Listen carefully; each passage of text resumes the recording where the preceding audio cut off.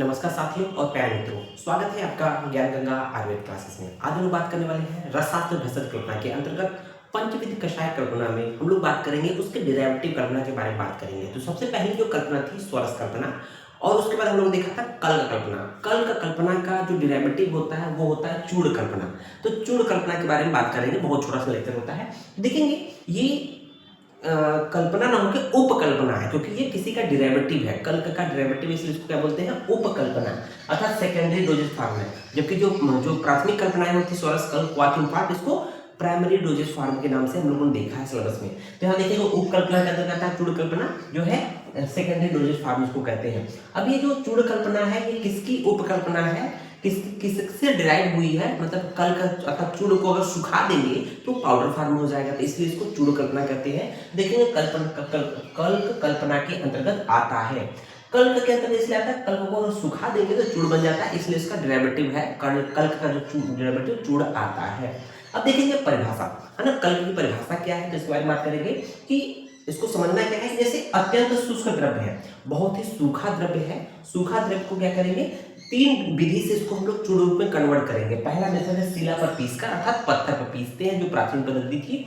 दूसरा है इमाम दस्ते में कूटकर, हो सकता है कि हम लोग देखते हैं त्रिफला का चूड़ बनाते हैं तो उसको इमाम दस्ते में हरद की विध की आमलकी को अच्छे से कूटते हैं। और तीसरा होता है डिसइंटीग्रेटर मशीन के द्वारा। तो कुछ चूड़ जो है फैक्ट्री मशीन में मशीन के द्वारा भी चूड़ बनाया जाता है। तो इसके अगर फाइन पार्टिकल्स बनता है, फाइन पार्टिकल्स जब के रूप में हो जाएगा तो उसको बाद महीन कपड़े से छान लेंगे और चूड़ के रूप में आ जाएगा।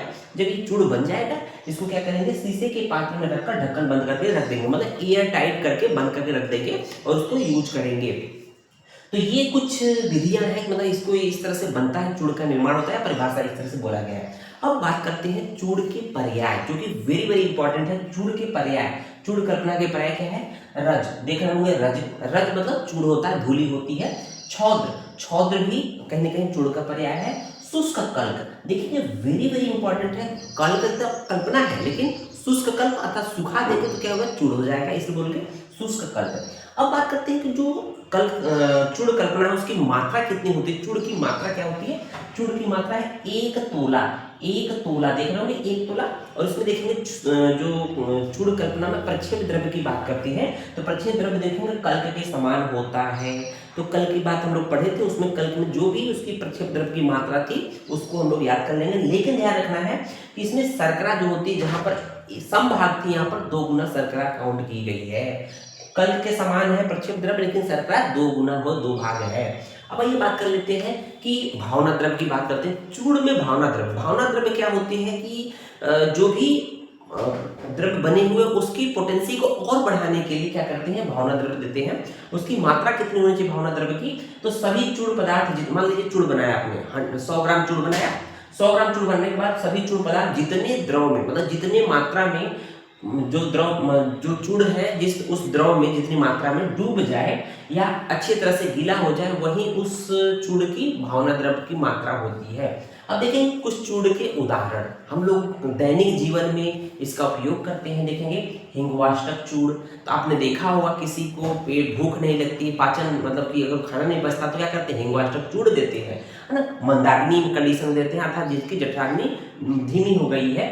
और दूसरा देखेंगे लवण भास्कर चूड़, बहुत ही कॉमन चूड़ होता है, इसके बारे में डिटेल हम लोग पढ़ेंगे, अर्थात मंदाग्नि में भी प्रयोग होती है। तीसरा है सीतोपलादी चूड़ और चौथा है तालिसादी चूड़।